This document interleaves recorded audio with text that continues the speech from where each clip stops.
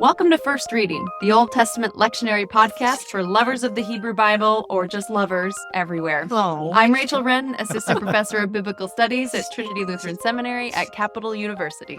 I'm Paul Essa, a PhD student in Hebrew Bible Old Testament at Yale University. I'm Tim McNinch. I teach Hebrew Bible at Christian Theological Seminary. And I'm Rosie Campbell. I teach Bible in the Religion Department at Wake Forest University. We are bringing you tips and tricks this week from the third week of Advent with the text Zephaniah 3, verses 14 to 20. Everybody's favorite prophet, right? We're like, ooh. Don't you go to baseball games? They hold up a sign, Zephaniah through. Zephaniah, right, exactly. Good old Zeph. Because of that, I thought it might be helpful to start with a little bit of historical context. Who was and when was Zephaniah? So very briefly, mostly because this is truly one of the prophets that I always have to look up to try to figure out, okay, when was this guy again? We're talking about the 640s BCE. So early Josiah reign. If that's still not ringing any bells for you, Josiah was the king who rediscovered the book of the law in the temple. And then based on the reception of that book, of that law, decided to institute massive religious changes in and throughout Jerusalem and broader Judah as well. So it should be no surprise that when we're reading Zephaniah 3, we start to see this move, all of Zephaniah, this move towards a truer understanding of monotheism. Before this, right, you have texts that talk about the divine council or Ha Elohim, other gods, the angels, that sort of thing. We see that in the Torah, we see that in the Psalms, sometimes even in the prophets. In Zephaniah, there's only really God. There's not this sense of God and friends or God et al. It is just Adonai. With that, then, God starts to take on some really interesting qualities because some of these other deities that were in existence that people worship start to get kind of attributed to God. So the image of God shifts a little bit. And there's one in particular that I wanted to lift up today. So I'm gonna read my way there, and I'm gonna read a couple verses. So it starts with a shout of joy. Sing aloud, O daughter Zion, shout, O Israel. Rejoice and exult with all your heart, O daughter Jerusalem. And then it goes on to talk in verse 16, on that day it shall be said to Jerusalem, do not fear, O Zion. Do not let your hands grow weak. And hold that because it's one of my favorite embodied metaphors of the Bible, so we're going to come back to it.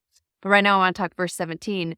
The Lord your God is in your midst, a warrior who gives victory. He will rejoice over you with gladness. He will renew you with his love. He will exult over you with loud singing. And that is a really interesting thing to ascribe to a warrior. There's warrior kings are singing. I could see victory songs, that kind of makes sense. But exulting over you, renewing you with his love. There are different qualities of masculinity that are starting to develop as we have this progression in metaphors and images of God. But do y'all have any thoughts on this image of God as warrior, but warrior love, warrior gentle kind of a thing? I mean, the singing king reminds me of David. Yeah. Mm-hmm. So I don't know what to make of that. Yeah. But yeah, that sort of mixing of ways of talking about power. Yeah. Yeah. Well, and I think ways of talking about God too, because we so often hear, we've talked about this on the podcast before, there's the loving God of the New Testament and the angry God of the Old Testament. And I don't think that allows for the diversity of opinion about God in both testaments. Where do you put the singing God? Yeah, right. The singing God right in the middle, intertestamental times. But, so here we have this God who is certainly warrior, but at the same time is warrior out of love or is warrior, through love? It's not, not really clear. So it's almost a re-theologizing of masculinity or of power, perhaps, as well, which is interesting.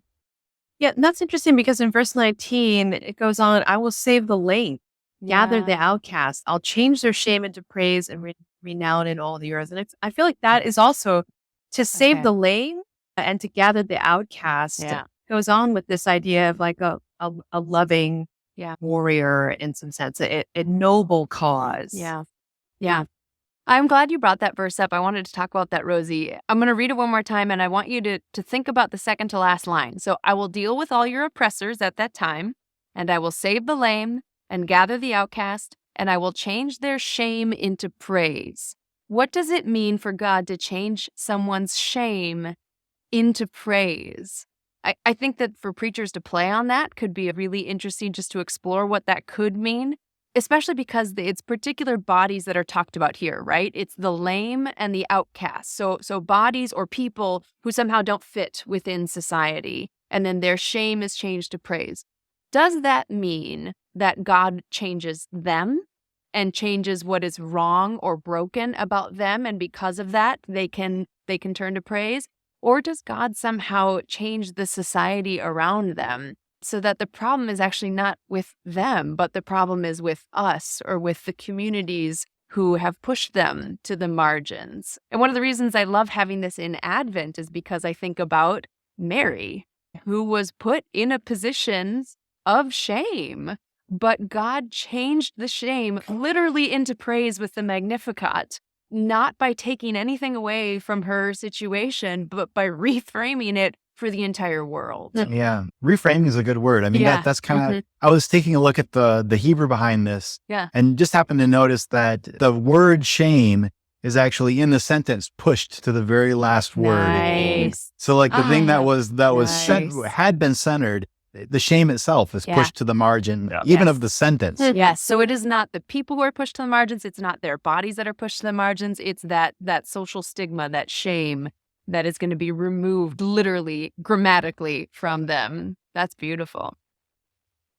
I think I could hear an interesting sermon about sometimes what society identifies as shame is society's problem and not yours. That God is a warrior who fights with love to change that. And I think that could be a really beautiful, thing to play with in Advent.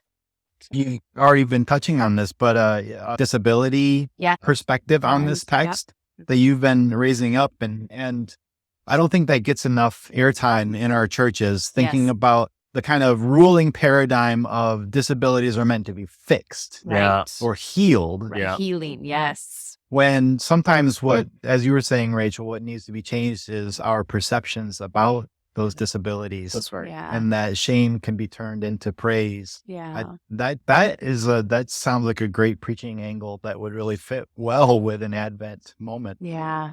Yeah. Still want to hear what you wanted to say about do not let your hands grow weak. Yeah.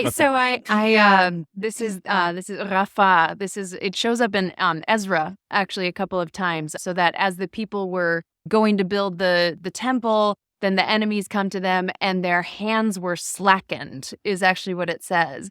It's such it doesn't quite work with our idiom. Like their hands were slackened is just not something that makes a whole lot of sense. But the hand symbolically was the image of power.